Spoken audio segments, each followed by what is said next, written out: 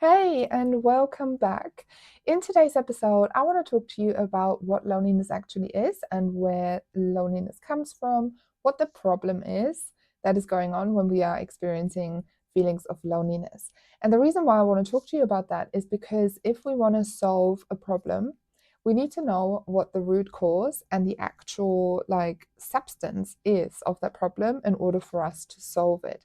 So, for example, imagine you would go to a doctor and you would have some symptoms like, I don't know, a cough and fever and, I don't know, cold and hot sweats. And you would go there and you would tell the doctor about your symptoms, and they would give you medication for each individual symptom that you're having. And you would take some pills for the fever, and you would take some cough syrup for the cough, and you would treat all of the symptoms. But the actual cause of why you have those symptoms, right? The actual maybe infection that you're having or the actual problem that your body is fighting with isn't being treated. And so maybe the symptoms come back. Maybe they even worsen, maybe they move in your body, whatever. I don't know. I'm not a medical specialist. But what I do know is that in order for us to actually solve a problem and sustain the problem not being there, like on a sustainable level, maintain it not coming back, and really healing the actual issue, really solving the actual problem, we need to know and find out what the problem is. And so that is the same with loneliness. I see so many tips and I see so many people share advice on what people can do to overcome their loneliness, supposedly, right? So, for example, oh, just go out and meet some people, or just put yourself out there and pretend what is it, fake it till you make it, sort of thing, right? And I mean, all of these, I'm not judging the people who give that advice. I'm not judging even the advice itself, because every tip and every advice has its own space and its own place and its own value. But what I do know is that just going out and meeting some people isn't going to solve the loneliness that most people that come to me, probably you even listening to this podcast, are experiencing. Because it's a whole different problem and a whole different issue. It's not just solved by just going out and meeting some people and having a small talk conversation with someone that you meet at an event. And you may have had or may have made that same experience of maybe just going out to an event and meeting some people and speaking to people, and then you go home and nothing has changed. Yes, maybe you had a weird, awkward, or maybe even nice conversation with someone that you met in an event, but you're still fundamentally lonely, right? You still feel lonely. You come back, you're at home, you still sit on your couch, you still watch Netflix, trying to avoid those feelings that you are feeling when it comes to loneliness. So it doesn't solve the root issue. It solves a symptom. For example, sitting at home being bored. Yes, of course, then you can go out, meet people at an event, have a nice chat, and then come back. It solves that symptom, but it doesn't solve the root issue of the loneliness. So let's talk about what is the sole issue, the core issue of loneliness. So, in order for me to explain that to you, I want to talk to you about the difference between loneliness and alone, like being alone and feeling lonely, because these are two very different things. And one, being alone, right? So being alone is exactly what it says on the tin. It's just that you are alone. So you don't have anyone around you. So that might be by choice. Some people actually move to very remote places. They like living a little bit more isolated.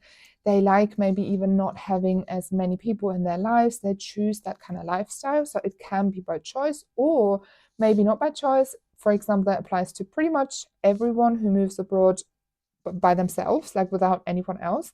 They put themselves in a position where they are alone unless they move abroad to live with family there or with friends there or whatever. Unless they actually, solve that issue, they might move abroad by themselves, and then they live abroad and they are alone because they haven't met anyone yet, they haven't made any connections yet, and they are in a physical state, in an external state of being alone. That is what being alone is. Being alone can feel lonely, and at the same time, it can't feel lonely. It doesn't matter whether or not you are alone. It doesn't matter whether or not you have people around you or how many people you have around you, how many friends you have, how many acquaintances you have, how many family members are around you.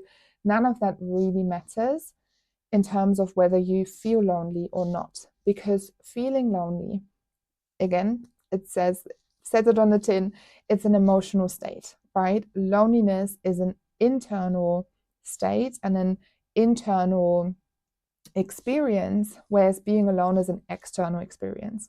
So feeling lonely is an emotional response that we're having when we believe that our needs and our desires for human connection and social connection are not met. That can be because you are alone. So, for example, when you move abroad and you don't know anyone there and you didn't move with anyone else and you just literally started your life over from scratch and you're somewhere new, you don't know anyone yet, you are alone. And if you then believe, okay, this isn't really it, this isn't meeting my needs, I need more connection, I need deeper conversations, I need to just be with people, then you might feel lonely on top. But the people, like I said, that voluntarily choose a more isolated lifestyle, they will most likely not feel lonely, even though they are alone. So, what I'm trying to say is that your loneliness isn't determined by an external factor, like how many people you know, how many friends you have. I have had tons of clients that came to me feeling lonely. And when we had conversations and they shared more about their life and their social life and their social situation, they actually talked to me about how many friends they have, and yet they still felt lonely.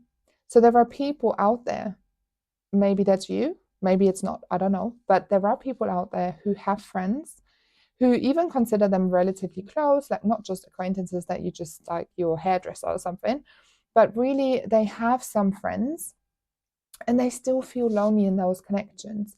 And that's okay. Like, that is what loneliness is, right? This is what I'm trying to help you with and what I'm helping my clients with. It's a true, like, thing, right? It really happens. But it's just to show you that it doesn't matter how many friends you have. So you may start off moving abroad and you don't know anyone, you don't have any friends yet, and you may make 3 friends. But if your internal, like if you don't do this work that we are working on in this podcast in the future episodes, then you may still feel lonely even if you have 3 friends. It's not the number, it's how you experience the connection, how you experience your friendship, how you experience your needs and desires being met and or not met by those people in your life. So loneliness is an internal state. Loneliness is an emotional reaction that you experience when you feel like your needs and desires aren't met, and it's it stems from your beliefs, right? So if you don't have anyone, of course, it's very easy to believe your needs aren't met.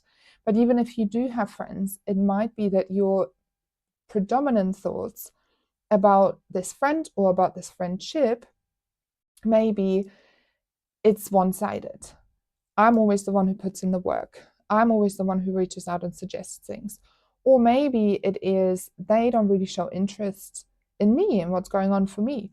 Like, they don't ever ask questions, or maybe it is that they do ask questions, but you don't really believe that they actually want to hear the answer.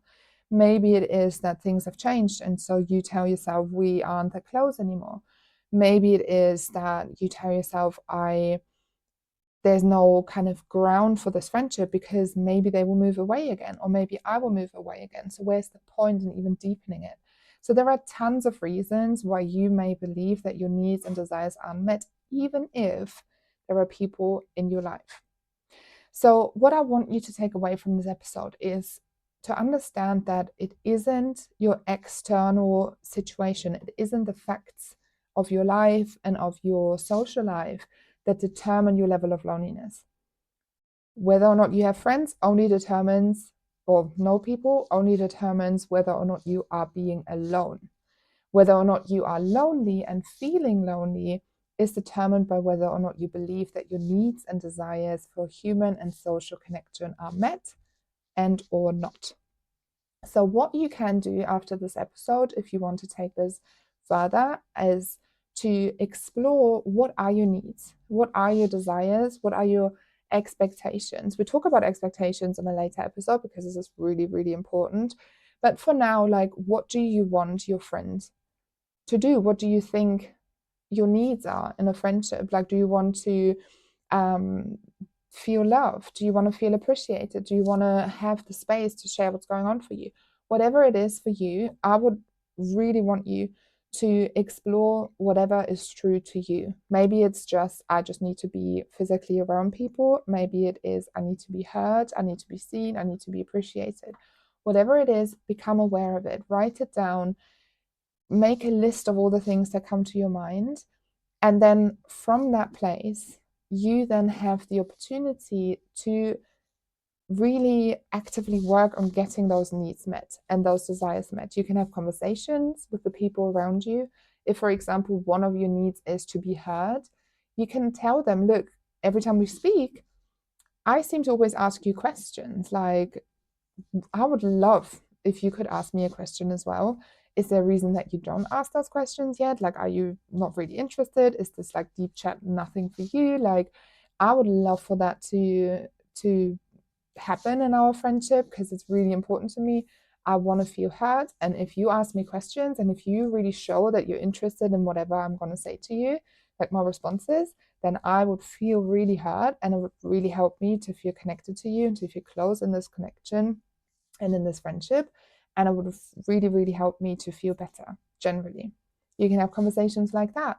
Maybe if you don't want to have those conversations or you've tried it before and it doesn't work with that particular friend, maybe that's a sign for you to then go out and meet new people and make new friends. Maybe if your existing friends and connections can't fulfill your needs, then maybe it's time to add new connections to the pool of connections you have and get them to fulfill your needs. And I want to say this with a bit of a cautious kind of undertone because there will be some future episodes where we will talk about like expectations and getting your needs met.